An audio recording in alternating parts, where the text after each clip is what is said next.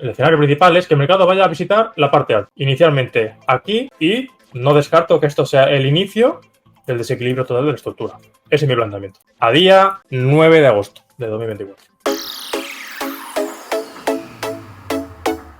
Para mí el escenario principal es que se siga comportando de la misma manera en que se está comportando ahora. Porque ese es un principio básico del análisis técnico. Es decir, que el mercado se va a seguir comportando de igual manera hasta que ocurra una fuerza de mayor intensidad en la dirección opuesta a que rote de alguna forma el sentimiento. ¿Cuál es esa manera?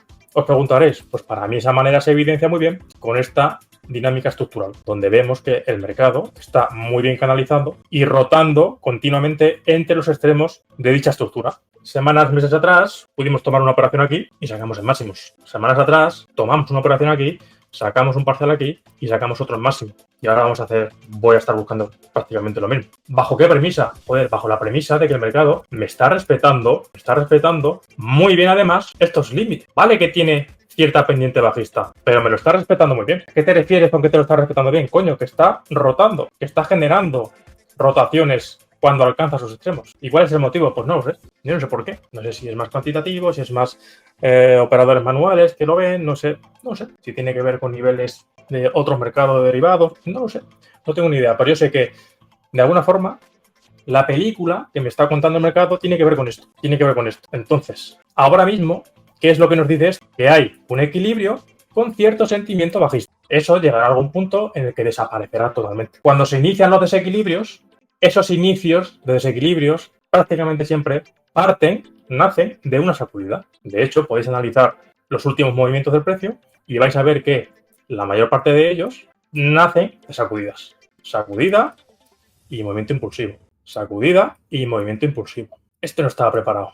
Necesito primero una sacudida para desarrollar el movimiento impulsivo. Sacudida y movimiento impulsivo.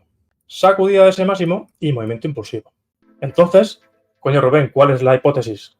Pues macho, no hace falta ser un ingeniero matemático. Para mí la hipótesis es, aunando todos estos conceptos, tanto propios del análisis técnico como específicos de metodología hueco, el mapa de ruta me sugiere ahora mismo una visita a la zona alta de la estructura.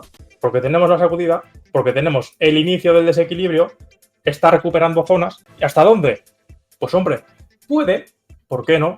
Hay una pequeña posibilidad, pequeña o grande, me da igual, hay una posibilidad de que, oye, en algún momento esto se tiene que romper hacia un lado u otro. El mercado viene de desarrollar un desequilibrio al alza. Mi hipótesis general de trabajo suele ser favorecer lo que viene haciendo el mercado. Entonces, más allá de lo que yo pueda analizar en términos de precio y volumen dentro del desarrollo de la estructura, este input, el input de dónde viene el precio, cuál es el último desequilibrio del mercado, también me gusta tenerlo en cuenta. ¿Por qué digo esto? Uniendo que venimos de desequilibrio alcista, uniendo que, entre otras cosas, comportamiento de volumen tiene características acumulativas como esa reducción del volumen durante el desarrollo del mismo, como que hemos visto en varias ocasiones la capacidad de los compradores por empujar el precio al alza, si bien es cierto que hay cierto sentimiento bajista, equilibrio ciertamente bajista, vemos que, igual que anteriormente, todos y cada uno de los desequilibrios partían de una sacudida, ahora estamos en ese punto, sacudida, aparición de mucho interés que inicialmente se me estaba confirmando como interés alcista por esa primera gran vela alcista. Bueno, pues en el corto plazo voy a buscar, ese es mi plan de ataque, va a ser buscar una entrada largo. Si me rompe directamente, valoraré entrar con una buy stop. Si me deja algo interesante intradiario, buscaré una entrada aquí, con un primer TP a este nodo de alto volumen, que una vez que llegue el precio, si es que llega, coincidirá también con el extremo superior de la dinámica, y con un segundo TP posiblemente buscando el desarrollo total de este potencial esquema reacumulativo. Eso, proyectado al alza, pues ya veremos. Si esto finalmente se confirma como reacumulación, ¿hasta dónde puede llegar esto? Pues hombre, no lo sabemos. Y no, la metodología, más allá de lo que enseña sobre análisis de punto y figura, de gráfico de punto y figura, a mí no es un recurso que me guste mucho, entonces no lo voy a explicar ni lo voy a utilizar, pero yo considero que si nos vamos un poquito hacia atrás y vemos los desarrollos que generaron las últimas estructuras, esta estructura desarrolló algo como eso, esta estructura desarrolló algo como eso, esta estructura desarrolló algo como eso, pues esta estructura, hostia, pues no lo sé, pero a lo mejor los 100 fácil los puede alcanzar. Simplemente teniendo en cuenta la idea de causa, efecto, causa, efecto, causa, efecto, causa, efecto. Y se me sale de ar. Esa es mi hipótesis. Mi hipótesis es que mientras el mercado no abandone esta dinámica, tanto la ligeramente competente bajista como de nuevo esa horizontal, trataré esto como potencial reacumulación, mientras siga habiendo indicios a favor de esa idea, y bajo esa hipótesis, causa, efecto, posiblemente se vaya más allá de los 100.000.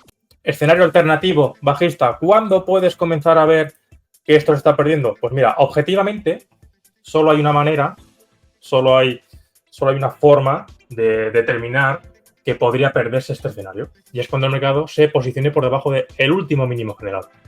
Lo que pasa es que nos pillaría muy lejos. ¿Por qué hasta ese punto? ¿Por qué esperar hasta que el mercado haga ese movimiento y se posicione por debajo?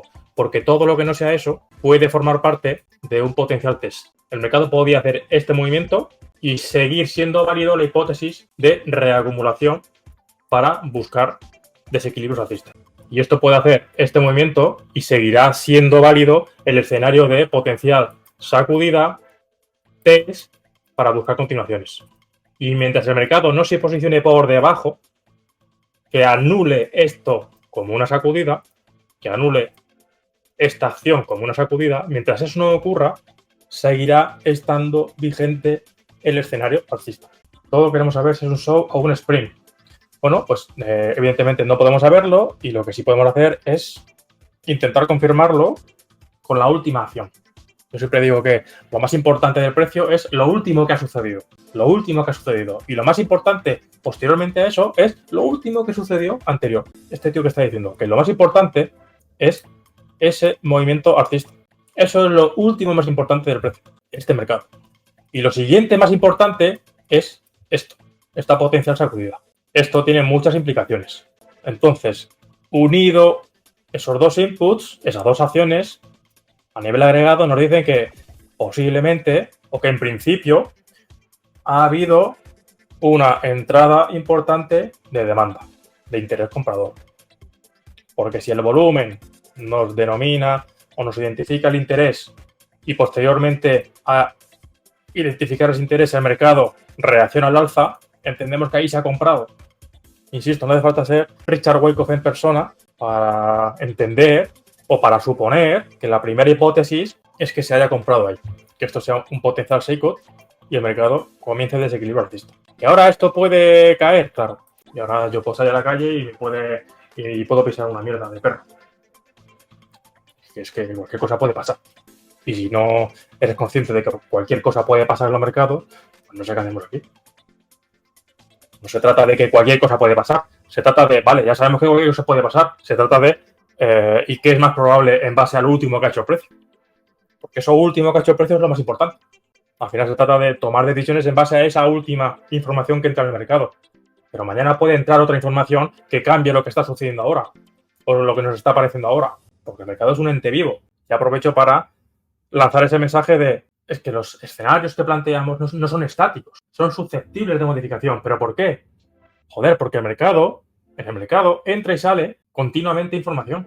Entra de los eventos fundamentales que suceden y sale, si queremos entender esa analogía, con cada una de las acciones que toman los participantes.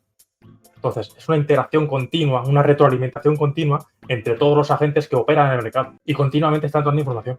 Entonces, mucho cuidado con eso. Si mañana se desata la guerra no sé dónde, pues a lo mejor cae, claro, porque nueva información que no había antes y que era desconocida ha entrado. ¿Y el mercado cómo ha asumido eso? Pues con miedo. ¿Y ese miedo qué hace? Pues que activo de riesgo como es Bitcoin, pues va a caer. Siempre digo el mismo ejemplo tonto, pero es así. Si mañana Bezos dice que acepta Bitcoin o algún Satoshi, no sé cómo cojones funcione eso, como moneda de cambio en Amazon, pues va a subir Bitcoin. ¿Por qué? Porque le va a dar más funcionalidad al ecosistema. Entonces, todos los mercados se mueven por la información que entra y sale continuamente del mismo, ¿vale?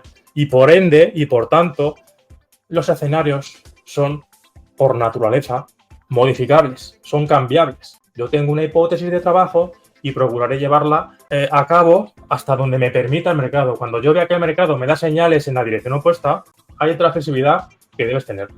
Flexibilidad mental para saber asumir esa nueva información y en caso necesario cambiar tu perspectiva, cambiarte de chaqueta, que se dice. Si ahora estás pensando largo, si pasa algo, pues corto. Es un poco la idea general. No, es que Wyckoff no funciona porque, ¿ves? Es que Wyckoff, al igual que cualquier metodología de análisis técnico, trata de analizar el mercado en tiempo real y con la última información que hay en el mercado. Yo no sé la información que va a entrar mañana al mercado, yo sé la que hay hoy y cómo los participantes han actuado ante esa información. No me puedo inventar la información que hay.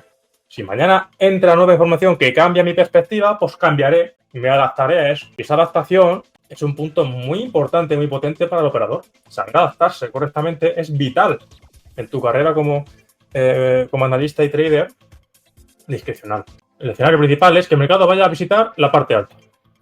Inicialmente aquí y no descarto que esto sea el inicio del desequilibrio total de la estructura. Ese es mi planteamiento.